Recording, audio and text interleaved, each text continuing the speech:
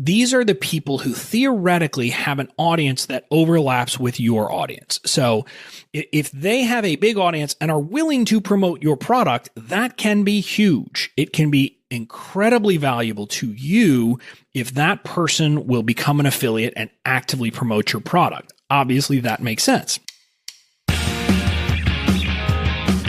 Welcome to the Online Genius Podcast, where host and renegade-thinking beer-brewing lawyer turned online entrepreneur Bobby Klinck proves that building and protecting your online genius doesn't have to be rocket science. Bobby and his expert guests break down online marketing and the legal stuff so you can stop sweating the small stuff and get back to building your amazing business.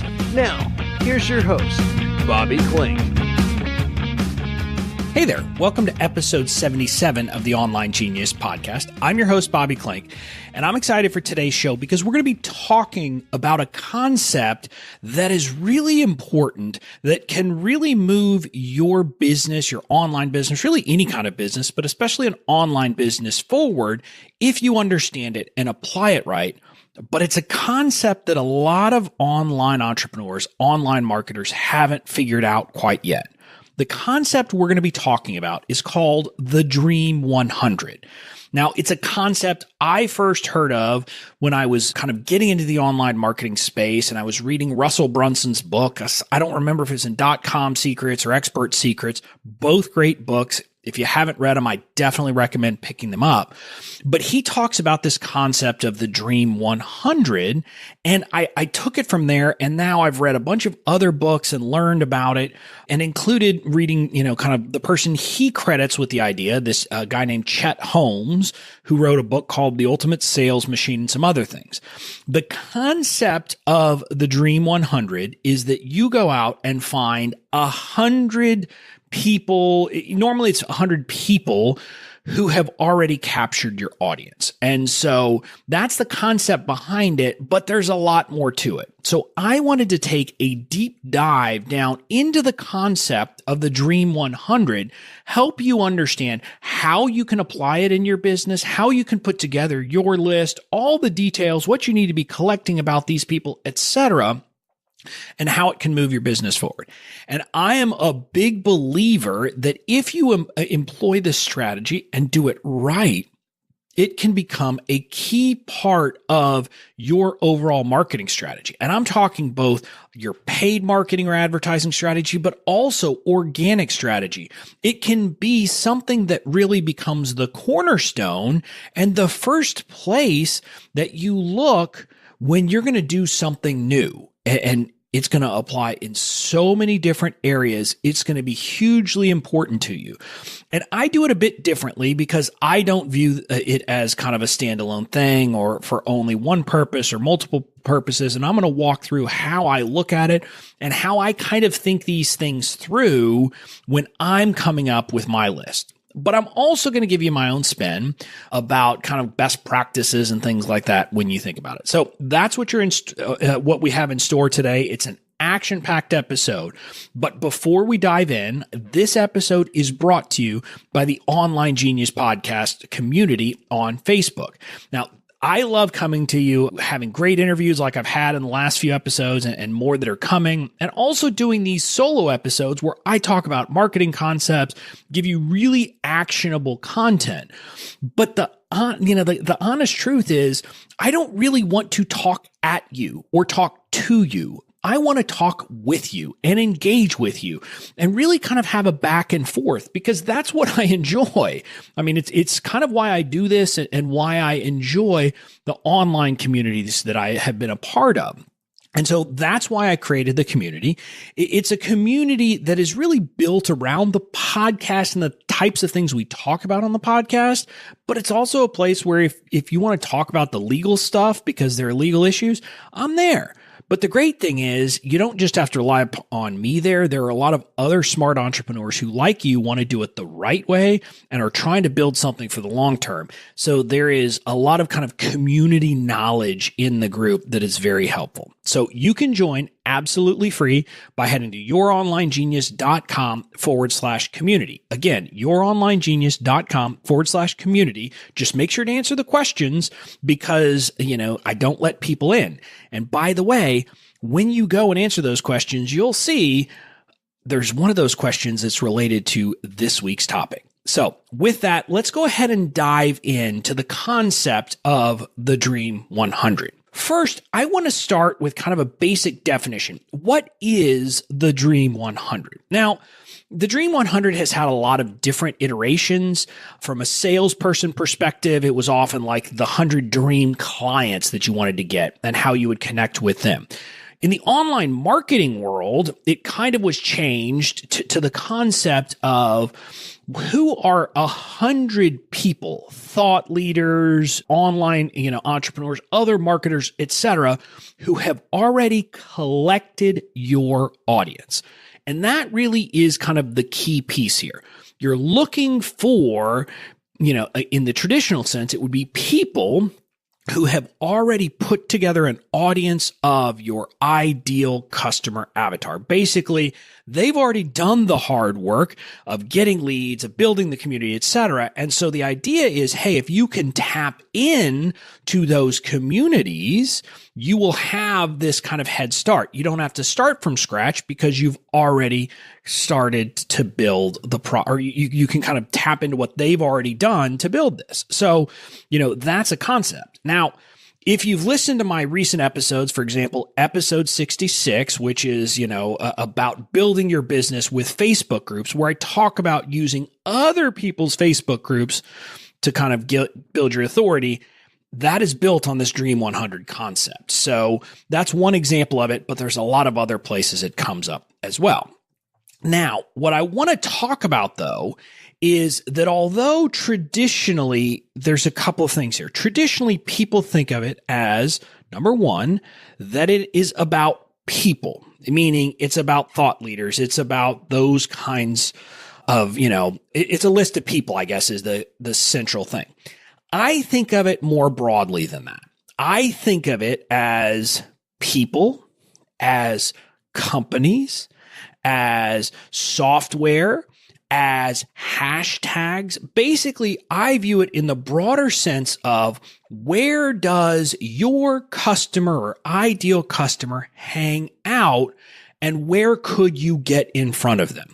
So think of it in that sense, and I think you'll have a more holistic view of what the Dream 100 is. Because I don't care if it's a person or if it's a company or if it's an event or if it's a hashtag. If I can use any of those to kind of tap into an existing collection of ideal customer avatar, people who fit my ideal customer avatar, then that is what I care about. Now, let me step back. You probably understand the concept of the ideal customer avatar. If you don't, I want to give you a quick, very short tutorial. The notion of the ideal customer avatar is you need to know some basic characteristics of your ideal customer. Who are they? What are they reading? What are they thinking about? What do they do for a living? Those kinds of things so that you can kind of identify them. Again, I have a long written out section that is a whole story about who the person is, who her concerns are, what she wants, etc. And you do all that work. But the notion is that this is the person who is my ideal customer. They're the person who's going to buy from me and not going to be a problem customer. They're going to potentially buy multiple things from me. They're going to become my raving fans, etc. So you need to know all of that as kind of the starting point for this. I'm assuming you've already done that work. That, quite honestly, is one of the first things that every one of these online programs is going to teach you about. So let's assume you've done that. What you're looking for to create the Dream 100 is, where do those people hang out that I could reach them as a group in a scalable way, whether it's paid, free, or otherwise.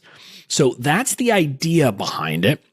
That's what you're looking for. So again, I put it in categories of hashtags, people, and companies largely because software is companies. So that's kind of how I think about it, but you could think of it, more broadly, etc.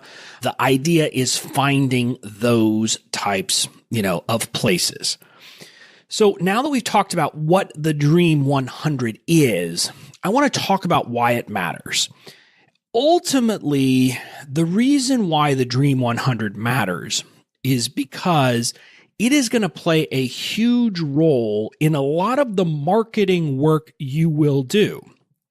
And it's going to apply across so many different parts of your marketing that if you get this piece right, you will be in store to have some great success moving forward. And that's kind of the idea. And I want to start with, it's going to be crucial to kind of your free marketing techniques. And what do I mean by that? Well, let's start with things like my Facebook group strategy that I talked about in episode 66. You can't employ that until you know what are some Facebook groups where your ideal customer avatar hangs out. Guess what? Those are going to be groups associated with your Dream 100, whether it's a person, a company, etc. So again, I chose mine. And if you go back and listen to episode 66, you'll hear that I essentially employed this strategy in Amy Porterfield's groups. Well, I know that my ideal customer avatar hangs out in her groups. She's already collected the people who are potential customers for me, but not just potential customers. They're the kinds of customers I want. And so I know that, so I can go into her groups. I can employ the strategy I talk about there of building authority, serving the crap out of people in there, and just being a wonderful resource. And by doing that, I will end up building authority, getting free leads, etc. So that's the first place it's going to come up. If you want to use the Facebook group strategy I talk about, that's number one. But it applies in a lot of other places where you're going to do free marketing as well. Now, Instagram is a place where ultimately, if you want to build your following in Instagram, what you have to do is engage with people. And you have to find the right people to engage with. And so how do you do that? Well, you use the Dream 100. So the Dream 100 here might be something like a person. So it might be you go and engage with people who follow and comment on a thought leader's posts. So that's one implementation of it. You would basically say, hey, and again, I'll just use Amy Porterfield. Again, I'll tell you honestly, for Instagram, she is not a good person to use because she doesn't post every single day. But the notion would be that you find the thought leader who your ideal customer follows, and you make a point to comment on that thought leader's posts every single time they post. But not only do you comment on it, you comment on it in a very, authentic way, adding value, not some BS automated bot. That's not going to work. But you also take the time to like other comments that you actually like and maybe reply to people. Because guess what? Those people are your ideal customer avatar probably. And so by engaging with them, you're going to build that trust, build that authority. But on Instagram, and this is why I say hashtags are another kind of form of the Dream 100 strategy. You don't just do it with thought leaders. There is this notion that people use. Gary Vaynerchuk, I think, referred to it as the $80 strategy. The idea is, and I don't remember the exact numbers, whether you find the 9 biggest hashtags, 9 hashtags, and then each day find the 10, most popular posts under that as hashtag, or if it's the other way around. But the idea is you come up with something like 90 different posts based on hashtags, and their popularity, and then you offer your 2 cents. It's the same concept. You go in, you comment, you like, you engage with people on those hashtags because that is a way for you to start connecting and engaging with people, etc. So again, that's another free implementation. Both of these ways on social media, these are ways that you can get people coming, looking at your profiles on social media. And then if you've done the back end part of your marketing well, they will become leads. And then once they become leads, if you nurture them right, they will become purchasers. So it kind of gets the whole ball rolling. But there are a lot of other ways that you can use the Dream 100 strategy. One is purely for listening to what your ideal customer avatar is hearing, etc. And I'll give you an example of this that I employed. I, for example, listen to Jenna Kutcher's Goal Digger podcast. Well, that is a podcast that is like, by a woman for women. So why am I, a guy, listening to it? Well, because I know my ideal customer avatar listens to that. And so again, Jenna Kutcher is part of my Dream 100. So I'm able to listen to that podcast. And by doing that, I know that someone who has that kind of following has really has gotten really good at using the words, using the language that my ideal customer avatar is using. And so I can listen to her podcast and just do that as, in a sense, a way to get into language patterns, to hear words that my ideal customer will use. And I'll use an example, a very concrete example. Jenna Kutcher did a podcast where she talked about overwhelm, among other things. Overwhelm is never a word I would have used. Honestly, it's not a word that really resonates in my mind. But by listening to her and then listening to some other thought leaders, I have figured out that my ideal customer avatar is likely to resonate with that.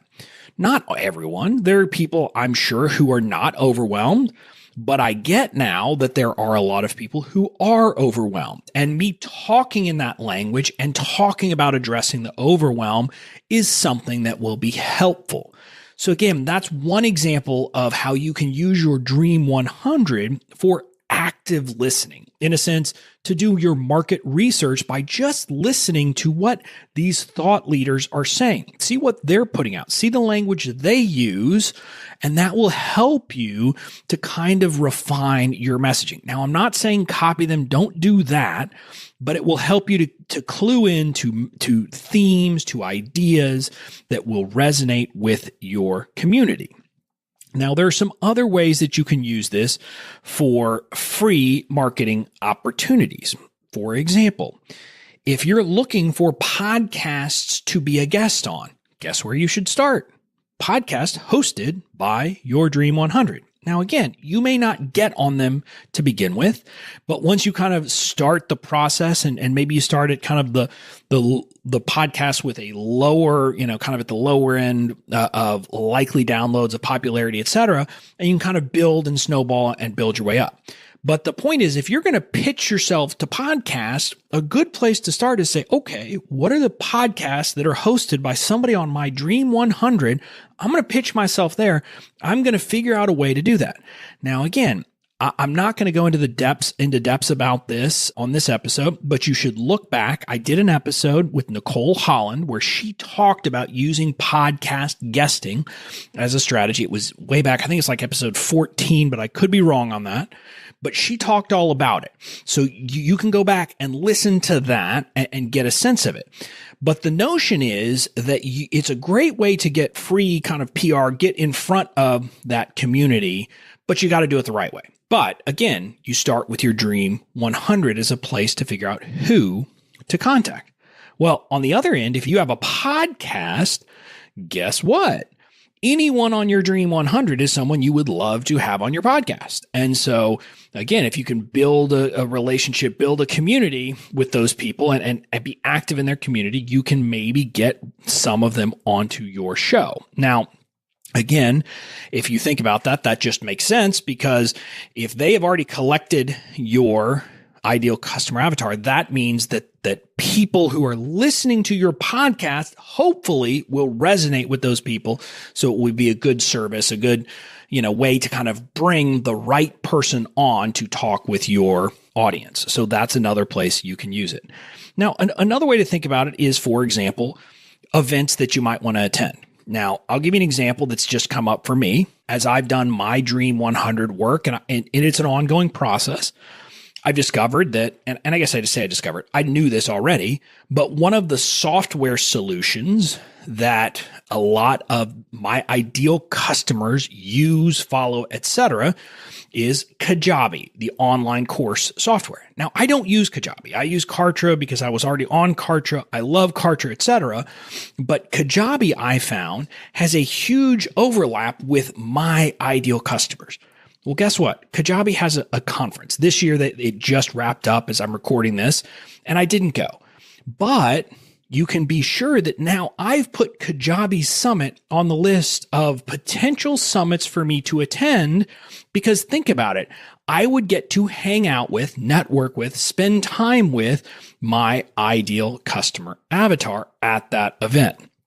So that's another place where you can use it, is think through, okay, do these people have events? Do these companies have events? If so, should I attend? And again, a good way to think about it is, if you want to attend for the purpose of networking, then go to events associated with your Dream 100, because that is going to be the most fertile ground for networking opportunities, because there is this natural overlap. So that's some of the free ways to use it. Then you can use it, for example, in your paid advertising work. If you start to use Facebook advertising, you have to start with, and again, you don't have to, maybe if you have a big enough audience, you could start with lookalike audiences, etc. But most likely you're going to start with what's called interest-based targeting. You're going to try out putting your ads before people who have certain interests. And the best place to start, again, your Dream 100. Now, not all of them are going to be targetable on Facebook, but some of them will. And you'll try it out, and you'll have this whole list of people. And again, this is not an episode about Facebook ads. I've done some in the past. I actually have another one coming up in the coming weeks that kind of goes a little bit more into Facebook ads. But the point is that when you do that work of figuring out your targeting, your Dream 100 will come in very handy. And again, this is where thinking about it in a broad sense of companies and software solutions and people can be very handy. Because again, for example, if ClickFunnels or Russell Brunson were people who were useful and your ideal customer avatar, I don't remember which. One of them is targetable. The other one is not. I think Russell Brunson is targetable. ClickFunnels, the software, is not. But you know that those two people are related. And so you say, hey, let me try both of these. But again, you have to think through what is the best way to do it. But you can use that for your paid Facebook advertising targeting, because hopefully those people are going to be your ideal customers or potential ideal customers. Now, you can get very refined in this if you want to, based on targeting, for example, and you might target messages to the particular people because you know that if someone follows this person, they are interested in subject X. So you could use some language and ads targeted just to those people. That is definitely a more advanced strategy. You don't need to do that. But knowing your Dream 100 is a good place to start with targeting for Facebook ads. Similarly, at some point, you may want to use Google display ads. This is not search ads. These are Google display ads is how, for example, you end up kind of having a banner on someone's website or on someone's certain things like that. So some of your thought leaders may be targetable in Google display ads. Probably not a lot of them, but some of them might be. And so that is worth considering so that you can think about whether you want to use kind of these display ads, banners, etc., on those pages to kind of reach your potential audience. Now, the last place I want to talk about, it's kind of a marketing strategy, but it's also in some sense a paid strategy. The people on your Dream 100 are the ideal people to be your affiliates or for you to be affiliates for their products. Either way. In other words, these are the people who theoretically have an audience that overlaps with your audience. So if they have a big audience and are willing to promote your product, that can be huge. It can be incredibly valuable to you if that person will become an affiliate and actively promote your product. Obviously, that makes sense. At the same time, though, your audience, as you're collecting them, are likely to be interested in the products offered by the people on your Dream 100, whether it's a company or a person. And so that would be the logical place if you want to do some affiliate promotions, promote some products, promote some services. Well, it would be an obvious choice. Let's look at our Dream 100 list. Again, I'm a big believer you shouldn't promote something as an affiliate unless you truly believe in the product. So don't just say, oh, they've got a product, I'm going to use it. You should make sure that you like the product, believe in it, etc. But it's a good place to start. But again, obviously, your Dream 100 is also the place where you would like to recruit your potential affiliates, because if any one of those people who's already collected your audience is willing to actually promote your product, your service, or even your freebie as a way in to your system, that can be incredibly valuable to you, because it can be a great way to really kind of explode your list and also make sales in the process. So that's kind of the last place where I would say you need to think about using it. And again, I hope your wheels are spinning and you can start to, find this, find kind of how you might use this in your marketing specifically, depending on what you're doing. So that's the what. And that's the why. But now let's talk about kind of a little bit of nitty gritty about how do you figure out who and what is on your Dream 100. Now, what I want to stress to you is at the end of the day, you need to be a scientist, or kind of approach this from the viewpoint of a scientist. And what I mean by that is you're going to be testing different things. You're going to be seeing what works, but you're not simply going to, at the end of the day, make judgments and then just, go with them no matter what. You're going to look and kind of test your assumptions along the way as you do it. Now, if you're just starting out, you're going to start with your gut. Honestly, you're not going to have a lot of info. I mean, maybe you can do some questions if you can find some people who are in your ideal customer avatar, et cetera. But even with that, you're going to get limited amounts of data, right? You're going to get some information, but you're not going to get a ton of information. So you're going to have to supplement that some by taking educated guesses. So you, for example, might say, well, I think this person has a product that complements mine, and so people who follow them are likely to follow me. Now, again, with me, I could say, for example, that my list, when I was starting the process, I said, okay, who are people who are out there talking to online entrepreneurs? Who are big names? Who are companies? Who are those, kind of who is serving online entrepreneurs? And again, as you niche down further, you'll get more specific. Like if you, for example, worked with course creators, if that was what you did, you would say, okay, who are people who serve course creators? And there would be a very specific set that you would start with there. But you might then say, okay, but I got to go broader than that and think through things. So think through things like, who are the email service providers that are likely to use, your customers likely to use, et cetera? What is software solutions outside of email that people are likely to use if they're your customer, et cetera? And just start thinking through those things. But like I said, you're going to have to start from somewhere, and you're probably going to start with your gut.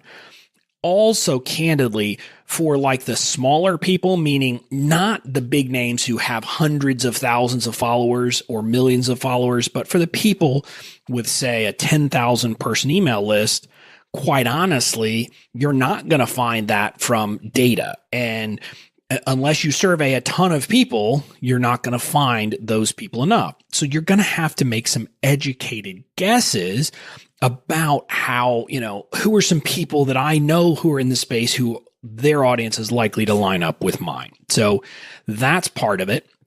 From there, though, you need to start collecting data. And there are a few different places you can do this that I've found useful in my own work.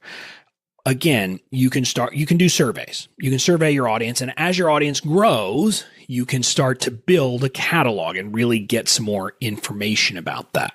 And those surveys, I'm talking, you could literally send an email to your list and ask them to, answer a short survey on SurveyMonkey and or Google Forms, whatever you want to use. And one of the questions is just, one of the questions might be, what software do you use? And one might be, who are some thought leaders that you follow? Again, if people in your audience aren't likely to know the term thought leader, don't use that term, but you get the point.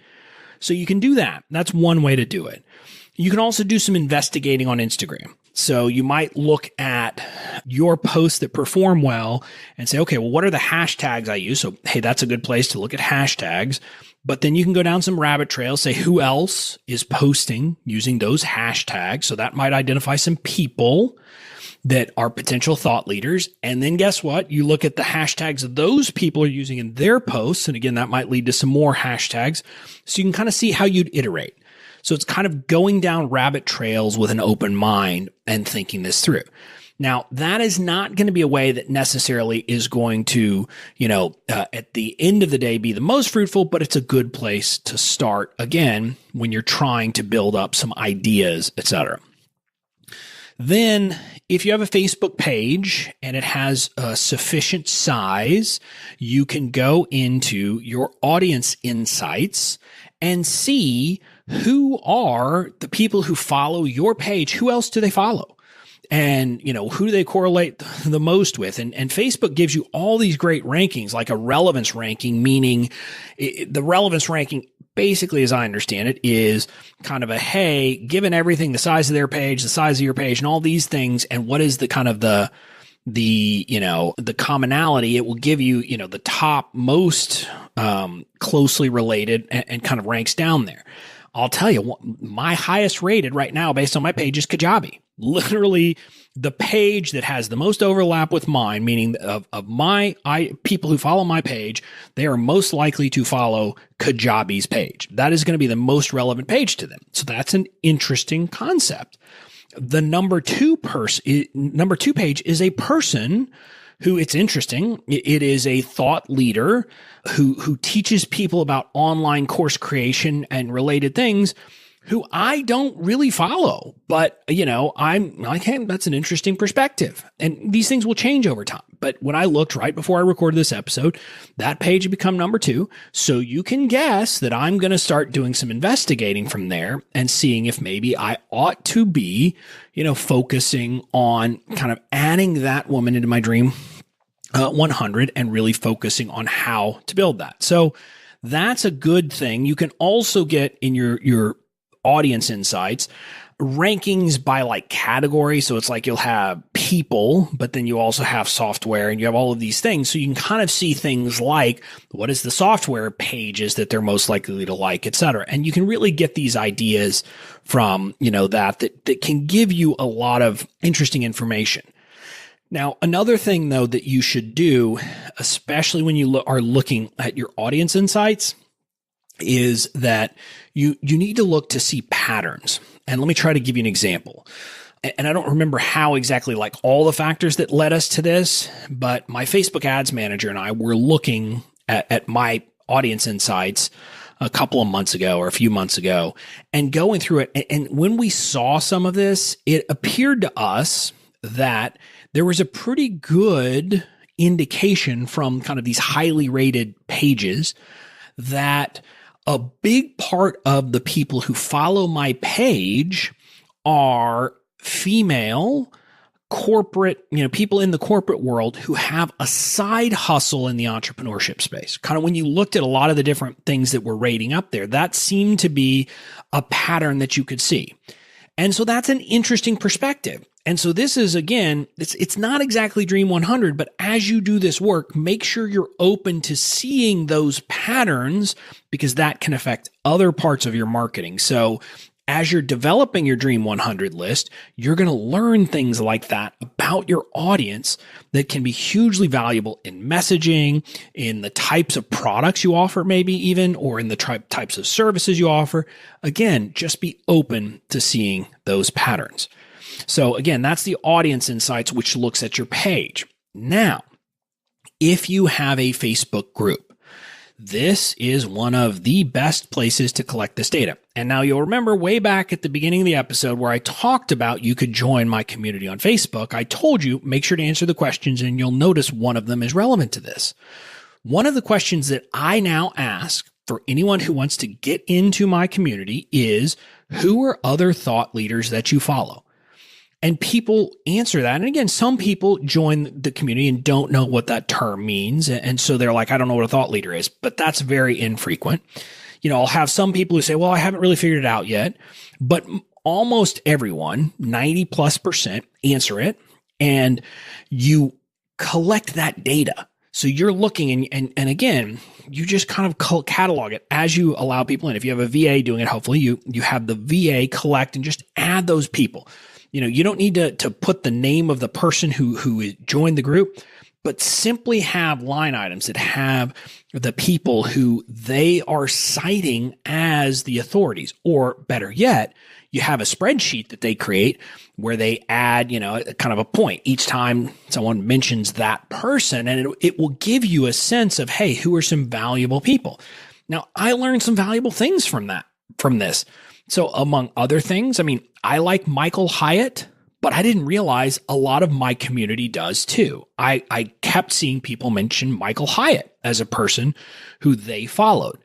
Interestingly, I also have seen, and I'm not sure there's a way for me to market this necessarily, but I've seen that a lot of people who've joined my community look up to Dave Ramsey and the people in the Ramsey group. I think technically his group is something else, but his personalities, kind of the people who are within his umbrella, are also a group that a lot of my group members follow.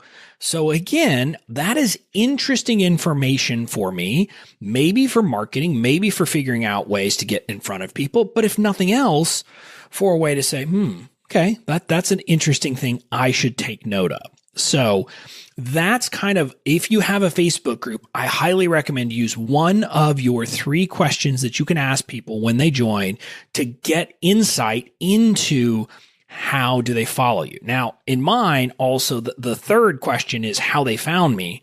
And so that one is also very valuable because it'll tell me, if it's from one of my Dream 100, that's a good sign of saying, okay, so people are finding me from that person as well, or from my interactions there. So you can kind of see this is, again, it's not going to be precise, but you can start to say, hey, okay, this is good sign.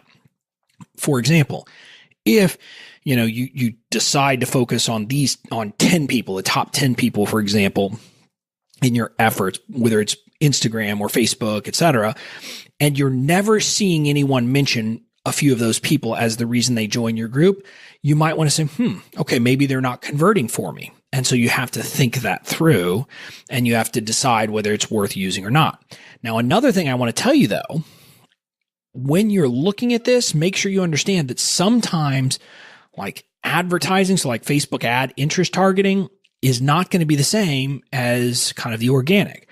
And I think I've talked about this many times. I don't know if I've talked about it on the show. I get a lot of organic traffic from Amy Porterfield's groups because I participate there. I don't get great results when I use her audience for Facebook ad targeting. It's weird. I don't know why, but I know that it works one place, it doesn't work others. But again, my point is collect the data in your group if you have it, because that's a great way to get some of this insight. So that's kind of how to find it. But again, you just have to be an investigator. Have a curious mind and look to different sources of where you can find this stuff, figure it out. And again, often it's going to be, kind of doing these, going down rabbit trails, and some work out and some don't. But at the end of the day, you'll have a good list. So at that point, you've got this list of people, of software, of hashtags. What do you do with it? Well, there's a couple of things I would say. Number one, make sure that you collect some information about them once you kind of put together the list. So you're going to look at, what are the social handles? Like what are their, Twitter, if they have it, if that's important to you, or Instagram and all those things. Just put all that together so you can take a look at it. Do they have groups on Facebook? If so, find those, get info about them as much as you can. Are there hashtags that they're using consistently? If so, make sure to make a note of that. Do they have a podcast? Do they have a blog? All of those things, collect all that information. So that's kind of the first level. And that's what everybody would suggest doing, collecting all that data. Though, and this is part of where I'm weird. So the idea of the Dream 100 is a concept of 100. I don't believe you can focus on 100 people, 100 software things, etc. It's just not possible. Now for Facebook ads, maybe, but from an organic perspective, you're never going to be able to. At most, I think you're going to be able to focus on, say, 10 and maybe it's 10 hashtags on Instagram and or nine hashtags and 10 thought leaders. Facebook, you're not even going to be able to focus on 10, in my view, when it comes to organic work. So you have to make some decisions here. So how do you do that? How do you decide who to focus on? There's a lot of different ways you could do it. Some people would start with, who do I have a connection with? That's one way to go.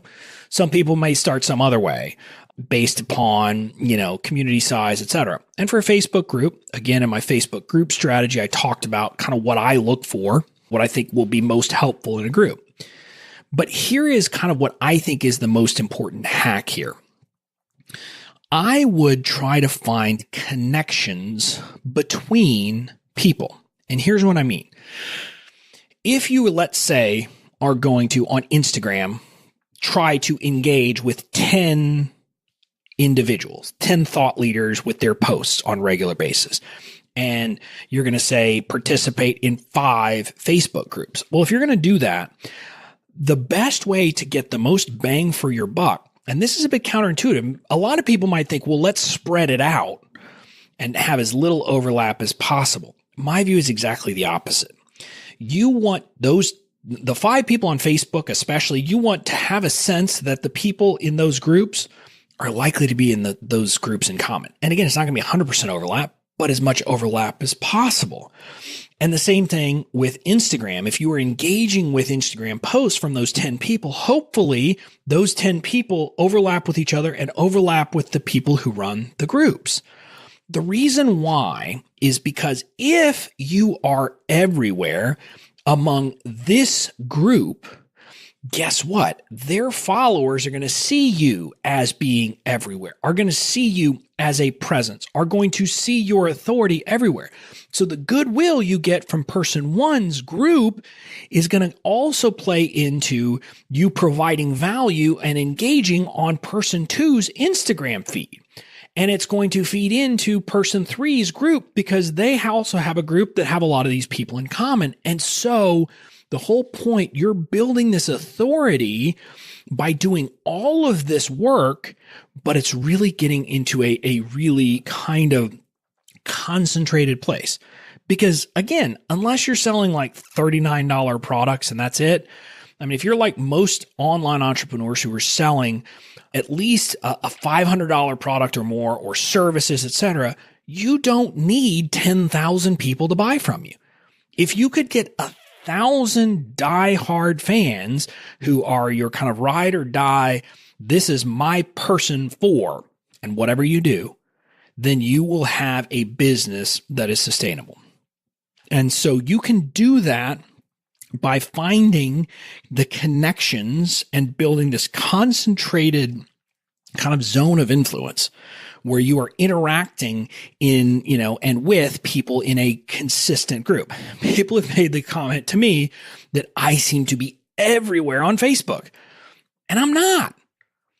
I just happen to be a lot of the places where those people are, including in 5 different people's groups. I have some presence where I say something from time to time, and people will tag me as a result. And then I come in and I offer insight and guidance, etc. And so by doing that, because my ideal customer or ideal client is likely to be concentrated around these few different thought leaders. And again, there's going to be a lot of other ones where, some portion will be, but they're not as concentrated. If I focus on those people who are connected and spending time there, I will build this zone of kind of influence that I can really harness. So that's my take on it. Again, I'm open to other points of view. Other people would say you don't have to do that, but I think it's the best way to go. I think if you could become the person for topic X, whatever your topic is, whatever your zone of genius is for that concentrated area of the online marketing world, you will have success. And you're going to have a lot more success becoming the authority in that area if you choose to concentrate and to build yourself around this concentrated group. And so that's my suggestion to you, is start doing that. Start there. Once you've kind of locked in that spot, you can expand out, but start there. And when you do, you're going to have great success. So that's it. That's this episode. I hope you've gotten a ton of value out of this, the concept of the Dream 100. Hopefully, if you knew the concept before you started listening, you have a lot more insight into really how to use it and how to dig down and how to do it at a kind of a step-by-step level. And so, the concept is this is really, I believe, a key piece that you need to have in place in your business to really kind of succeed over the long term. So build your Dream 100. It doesn't have to be 100 people. It doesn't even have to be 100 people. If you can only come up with 50 at the beginning, that's fine. Because like I said, my view, you're unlikely to concentrate on more than 10 at a time. But the idea is start building your list and keep adding to it over time. And you'll get there eventually. And once you get there, you will actually be able to kind of consistently market to people. Plus, you'll be able to scale because you're not going to have to worry about, you're going to tap out your resources, et cetera, because you've got this growing list of influence. So work on your Dream 100 and then make sure to use that in your marketing on a day-to-day basis. That's it for this episode of the Online Genius Podcast. I'll be back next week with another episode with another great guest interview that you're not going to want to miss. I'll talk to you then. Thanks for listening to the Online Genius Podcast. Make sure to tune in next week for more great tips, tricks, and strategies to help you build and protect your online genius.